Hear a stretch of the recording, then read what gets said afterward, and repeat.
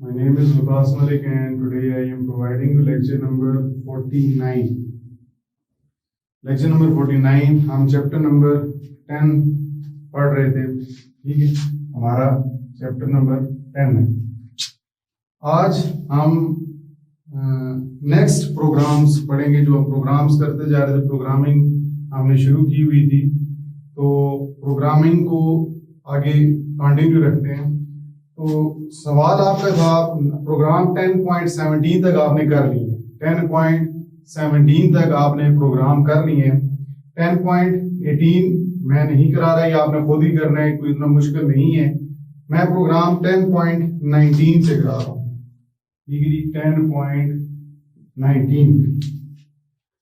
10.19 के अंदर कहता है कि राइट अ प्रोग्राम, आपने एक प्रोग्राम लिखना है दैट इनपुट्स 2 नंबर, आपने 2 इनपुट नंबर कराने हैं एंड एक्सचेंज देयर वैल्यूज, और उन 2 नंबर्स की वैल्यू एक्सचेंज करें। कहने का मकसद उसका ये है कि अगर आपने एक वेरिएबल ए बनाया हुआ है और एक वेरिएबल बी बनाया हुआ है, ए के अंदर वैल्यू अगर 10 है, बी के अंदर आपने 5 इनपुट कराई है, तो वो प्रोग्राम के अंदर ऐसी लॉजिक इस्तेमाल करें कि स्क्रीन पर बी के अंदर वैल्यू 10 हो जाए और ए के अंदर वैल्यू 5 हो जाए। ठीक है जी, सवाल के अंदर उसने ये कहा है कि आपने 2 नंबर इनपुट कराने हैं और उस 2 नंबर इनपुट कराने के लिए उसने कहा है कि एक वेरिएबल के अंदर आपने पहले वैल्यू इंटर की, दूसरे वेरिएबल के अंदर दूसरी वैल्यू इंटर की।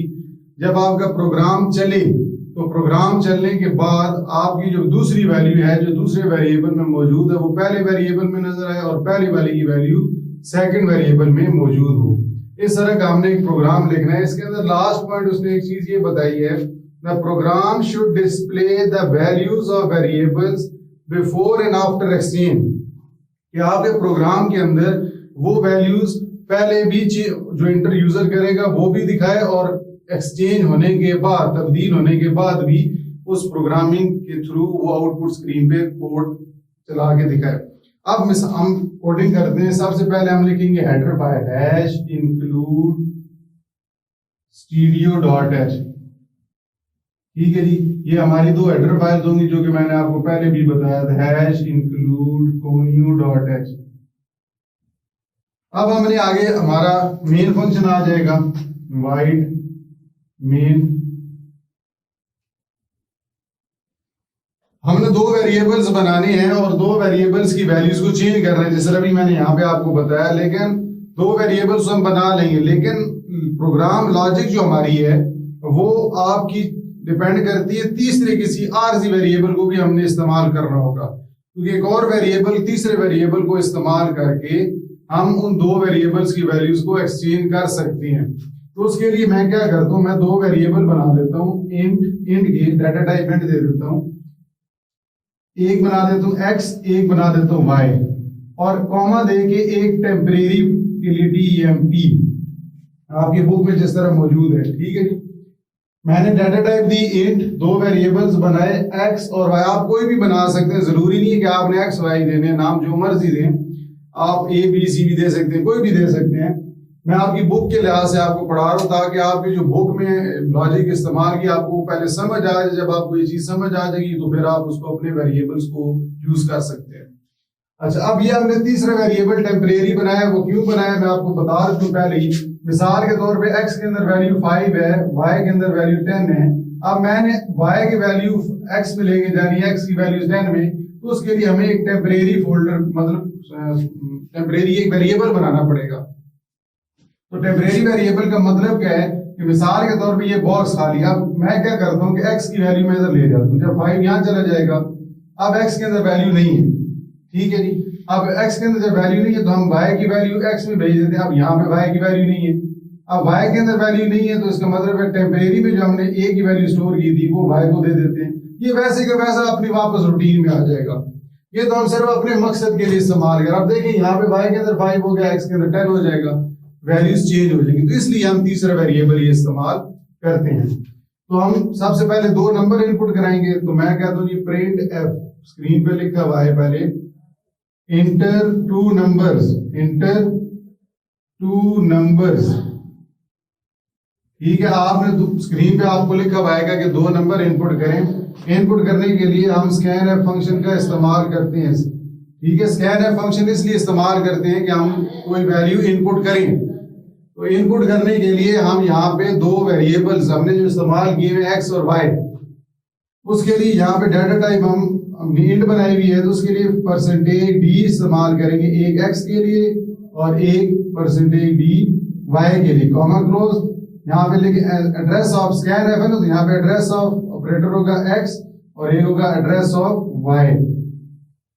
हमने 2 वैल्यूज इनपुट करा ली। ठीक है जी, हमने 2 वैल्यूज इनपुट करा ली हैं। अब हमने क्वेश्चन के अंदर कहा गया था एक्सचेंज होने से पहले भी वैल्यू को डिस्प्ले करके दिखाएं। तो एक्सचेंज होने से पहले हम फिर लिखेंगे प्रिंट एफ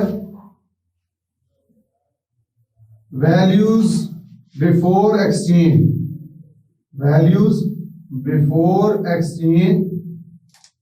यहां पे 2% d लिख देंगे। ठीक है जी, और आगे लिख देंगे x, y। ये लाइन जो है, ये स्टेटमेंट आपकी इस स्क्रीन पे आपको दिखा देगी जो भी वैल्यूज आपकी इनपुट यहाँ पे की गई होंगी स्कैनफ फंक्शन की मदद से, वो वैल्यूज यहाँ पे x और y की वैल्यूज दिखा देंगे। अब हमने यहाँ पे प्रोग्राम लॉजिक लगानी कि उसको चेंज कैसे करना है। चेंज करने के लिए हमने सबसे पहले इस तरह की कंडीशन आपकी बुक में दी है, temporary is equal to x, मतलब x के अंदर जो वैल्यू है वो हमने टेम्परेरी में दे देनी। जब हम टेम्परेरी में दे देंगे तो फिर हम y की वैल्यू x में दे देंगे। y की वैल्यू जब होगी वो x में चली जाएगी, तो फिर y के अंदर फिर हम y के अंदर वो वैल्यू चेंज कर देंगे, भेज देंगे टेम्परेरी की, y is equal to temporary. तो टेम्परेरी के अंदर जो वैल्यू होगी वो y में चलेगी। ये आपकी 3 लाइंस जो हैं, ये आपकी लॉजिक बनती है। x की वैल्यू हम टेम्परेरी वेरिएबल में भेज देंगे, x खाली हो जाएगा। y की वैल्यू हम x में भेज देंगे, y की वैल्यू खाली हो जाएगी, जिस तरह मैंने वो आपको समझाया। और फिर जो टेम्परेरी के अंदर हमने x की वैल्यू दी थी वो हम y को भेज देंगे। यहाँ पे ये लॉजिक लिखेंगे कि टेम्परेरी इज इक्वल टू, पूरा नहीं लिखना, जो वेरिएबल आपने बनाया x के अंदर जो वैल्यू होगी वो टेम्परेरी में चली जाएगी। इसी तरह y की वैल्यू होगी वो x में चली जाएगी और y is equal to temporary, और जो टेम्परेरी के अंदर वैल्यू x की आई थी वो आपकी y में चली जाएगी। ये तो आपके वैल्यूज एक्सचेंज होगी।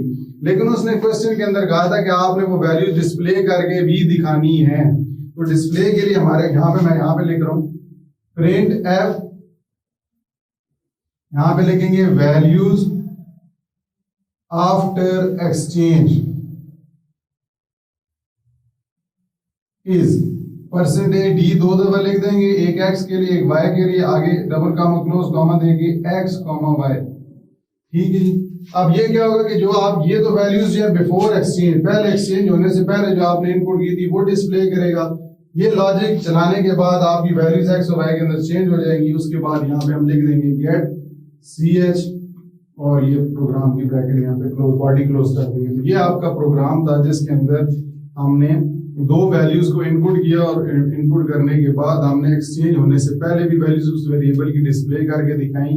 फिर हमने प्रोग्राम लॉजिक इस्तेमाल की जिसमें तीसरे वेरिएबल की मदद से हमने 2 वेरिएबल्स की वैल्यूज को एक्सचेंज किया और फिर हमने उसके एंड पे एक्सचेंज करके जो बाद में वैल्यूज उन वेरिएबल्स में एक्सचेंज होने के बाद जो मौजूद थी वो हमने डिस्प्ले करके दिखा दी। तो आज के लेक्चर के अंदर इतना ही, प्रोग्राम एक ही करते हैं क्योंकि एक एक करके प्रोग्राम जिस तरह करेंगे तो आपके लिए समझना आसान हो जाएगा। आप इनकी जगह कोई और वेरिएबल भी इस्तेमाल कर सकते हैं, वो आप पे डिपेंड करता है। कोई जरूरी नहीं कि बुक वाली ही करनी।